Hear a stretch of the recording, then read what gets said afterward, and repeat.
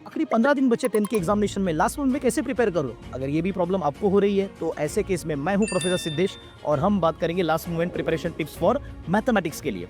तो दोस्तों सबसे पहली चीज, जब आप मैथमेटिक्स की प्रिपरेशन करो तो एक चीज आपने याद रखना है कि आपको अलजेब्रा और ज्योमेट्री दोनों भी जो पार्ट है उसकी 3 चीजों पर ध्यान देने हैं। पहला, फॉर्मूले प्रॉपरली करने हैं सारे के सारे।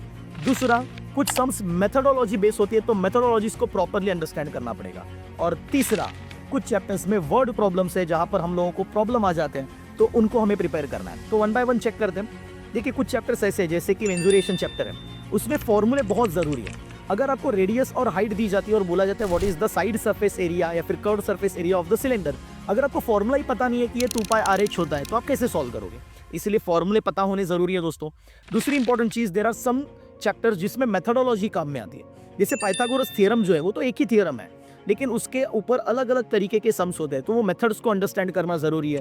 क्वाड्रेटिक इक्वेशंस में मेथड्स अंडरस्टैंड करना जरूरी है, ठीक है। एट द सेम टाइम तीसरी चीज होती है वर्ड प्रॉब्लम्स, जिसके लिए स्टूडेंट जनरली बहुत लेस प्रिपेयर्ड होते हैं, बट आपको प्रिपरेशन अच्छे से रखना है because quadratic equation, linear equation, trigonometry, इनमें वर्ड प्रॉब्लम्स आ सकते हैं और दोस्तों हमें वर्ड प्रॉब्लम से बिल्कुल भी दूर नहीं रहना है। तो इन 3 चीजों के ऊपर अगर आप ध्यान देते हो तो आपका मैथमेटिक्स बहुत ईजिली जाएगा। All the best.